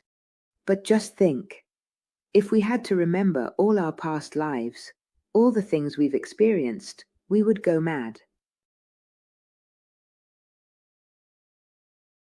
In this life, body functions remember. So when we raise a hand, move it, or make a gesture, I learned it. My body inherently knows how to move. We already have this hard drive for this life, but think about it. And this is just for the most basic functions, like moving. But imagine if we had to remember everything we've done in our past lives. If we had to remember who we were, if we were criminals, if we did atrocious things, and would live now with past constantly flashing. Of how you have to move your arm, how you have to close your hand to do this. We already have this hard drive for this life, but just think, and this is only for the most basic functions, we could say, those of a body that moves. But imagine if we had to remember everything we've done in our past lives. Just think if we had to remember who we were, if we were criminals, if we did atrocious things, and we would have to live our present with this past constantly flashing before our eyes. Think about what happens in people's minds when they experience a shock in this life that they can't erase. Think about soldiers going to war, like those from Vietnam. They have enormous problems because they can't get rid of those images of violence from this life. Think about what happens in people's minds when they experience a shock in this life that they can't erase. Think about the soldiers who go to war, like those from Vietnam. They have huge problems because they can't erase those images of violence from this life.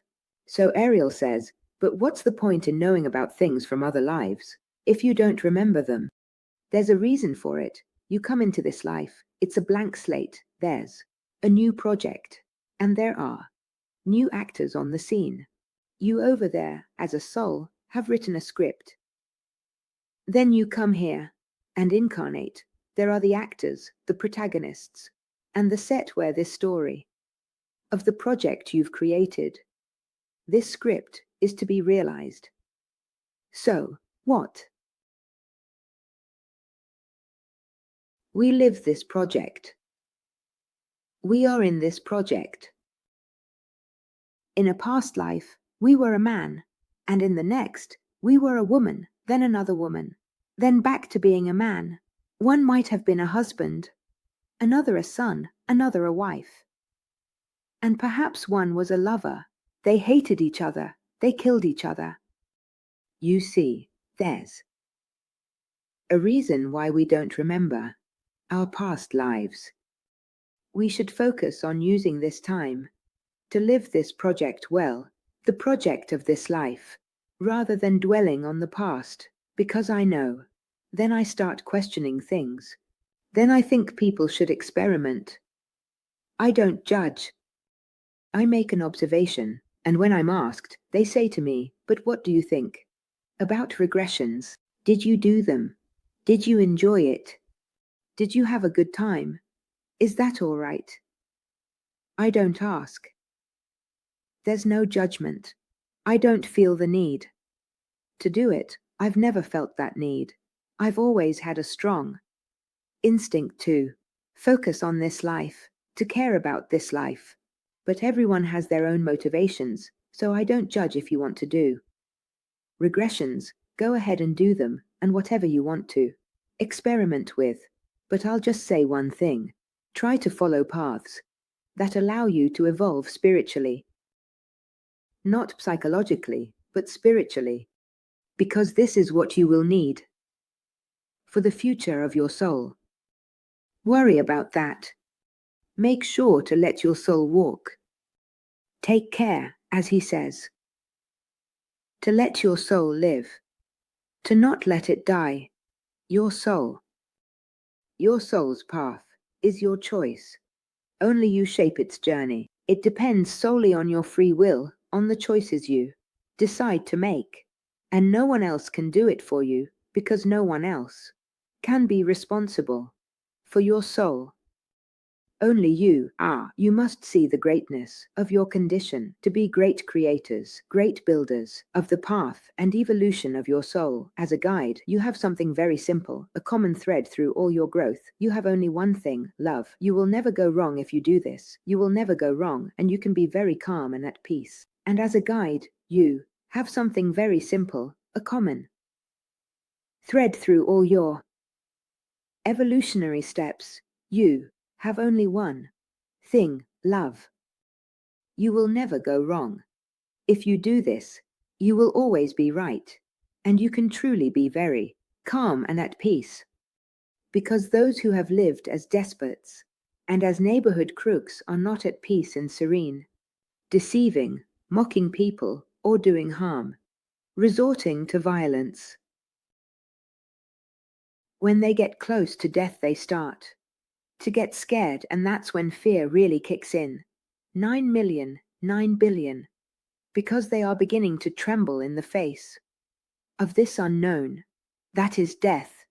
Worry about living your soul, especially making it evolve, knowing that this time of your life is a great opportunity to then take away to your hard disk, to your soul, beautiful files of evolution, steps forward on the path of your spiritual growth. It will be your true salvation, the salvation of your soul, as Adrian says. Worry about saving your soul. It means this: let it live. Because sometimes this phrase, save your soul, sounds a bit like a church refrain. No, you need to understand that concept. What lies behind that concept? There's what I've just told you. So, saving your soul means your immortality. Because if you save your soul continues to live. Afterwards, you will be immortal. You are mortal until you reach that point where you no longer need to incarnate. And that's really when it becomes a moment of judgment for everything you've chosen and done. But there isn't a bad God lurking there to punish you. And that's when it becomes a moment of judgment for all your choices and actions. There's no bad God waiting to punish you. We judge ourselves, condemning ourselves when we harm others. Maybe earthly justice doesn't condemn us, but we carry that condemnation in our souls without exceptions. It stays with us. When people who harm others escape punishment, we see it in the news and notice their lenient sentences compared to the damage done. Don't think about life sentences, think about the families of the murdered. When people who do harm get away with it and aren't imprisoned, we hear about it on the news, in reports and papers. You see they might receive a sentence too lenient compared to the damage done. Don't think about those with life sentences. Think about the families of the murdered. Unjustly, they face killers who, after a few years, are released, while relatives are condemned to a life sentence. They will never stop suffering because this injustice is constantly before their eyes. Unjustly, they find themselves with murderers who, after a few years, are released and they continue to live, while their relatives are sentenced to life imprisonment. For their entire lives, a life imprisonment. For their entire lives. And they will never stop suffering because they will have this injustice that will continue to pass before their eyes. Now, it's important for you guys to understand all of this. This really means living. It means truly taking a breath and becoming aware and saving your soul, knowing that this time you've lived won't be a time when you've gone through this season of your life in vain, taking nothing away. You need to take away the luggage. Your soul needs to be very full. I always say, when we do the workshops with Ricardo and Bruno Pepe, I always tell you, when you come here, you need to leave with a full suitcase. And you need to leave with your soul's suitcase full, and you shouldn't have just gone through your time without putting anything in it. As part of your evolution, do you say, did I manage to give you a bit of comfort? I managed to give you a little bit of strength. I hope, I truly hope with all my heart. I hope I've managed to convey to you the true value of all these years with Ariel, because all these years with Ariel have given me this great clarity and the ability to have a vision. When I speak to you, I have these visions, and it's not just that, I have this connection with Ariel that I feel in every pore of my skin. I am in constant contact with Ariel. There's no separation. My mediumship with Ariel is like this. It goes on. Not me. The vision I have is his energy, and then it's his knowledge, and then from his acquaintance, and then from his acquaintance, and then from his acquaintance, and then from his acquaintance, and then from his acquaintance, and then from his acquaintance, and then from his acquaintance, and then from his acquaintance, and then from his acquaintance. And so, Ricardo, who has also been living this experience for 2 years now, and we were talking about it just the other day. I told him you were pardoned because they came to get you. They gave you a chance. You were promoted. They made him take a huge leap. Ricardo is thrilled because he knows his relationship with Ariel and others is genuine. He mentioned more projects are coming. The key is to keep moving forward, embracing changes, and living life without staying in the comfort zone. We must live and progress with Ariel, who shares updates and plans. The beautiful thing is that we follow and see more than just the changes. We know that we will encounter many changes, and the important thing is to live, follow the course of life, and not just entrench ourselves in those positions, as those in the comfort zone say, a comfort zone. So we stay there, curled up in there. We have to live. We find ourselves moving forward with Ariel saying, now this will happen. Now we need to do this. It's lovely to do my press office role. Ricardo is the modem, his choice. And it's wonderful, because it really feels like we have a friend next door who comes and says, now let's do this. It's all very lovely. And it's really nice to be able to do the press office work, because that's the role that falls to me. Ricardo, on the other hand, has the role of being the modem, and he chose that. Given the last time, I accepted to come down to do the press office, and he agreed to be the modem, so to act as a channel. I channel in a different way. I agreed to come down to do the press office, and he agreed to be the modem, to act as a channel. I channel in a different way. Thank you. So we're really all happy to be here doing this service. So, come on, let's roll up our sleeves and get to work. In the meantime, I want to thank you all, because I know there are many of you. After this, I'll check all the messages, and I'll respond to your messages, because I want to read them, so I'll be happy to read them, and to put all my little hearts on your comments. Now, I recommend you. I've told you everything. I've shared all the things that Ari wanted to get across, and you know that every time, as I've already mentioned, every time something happens, exactly, we have this. Ariel calls it his virtual little house. The channel says now there's also a virtual little house, not just my home. He refers to it as his little house, his home, his lounge, but he says now he has a real little house and a virtual little house. The channel mentions this because those who have met him know he's really a very, very, very charming entity. And every time there's a need, he will continue to do this. And I know that. I will arrive. Open the press office. We will work with Ricardo. And then I will come and open the press office of the higher plans and bring you the information they've given us. They also come to the other brothers like I do. I do. There's Ariel, right? So what? First, I give you a big hug to you all. Thank you, because I've seen that there are so many of you. So, what? On morale, I recommend. We're already enlightened about what the developments of the events might be. So let's focus on doing the important things that need to be done. And then let's live. I'm sending you all a big hug, really, and I thank you once again. Please subscribe to the channel. I urge you, support us. You know we do.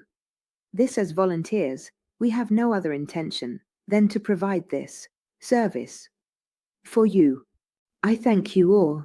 I want to thank our staff who have followed us during this live session, and I look forward to seeing you the day after tomorrow in Anna's Lounge, because we'll have Bruno groaning with his new book featuring his Christic teachings, which are his authentic, original teachings. Bruno was also one of their messengers, but you'll see, bit by bit, I'll leave you some surprises, and gradually, I'll bring you many messengers, so we'll have a lovely circle, and we'll all come together because unity brings well-being, and beautiful things are done together. So, I look forward to seeing you the day after tomorrow, and I really thank you all for choosing us. Thank you, everyone, and good night. So, I look forward to seeing you the day after tomorrow, and I really thank you all for choosing us. Thank you all, and good night.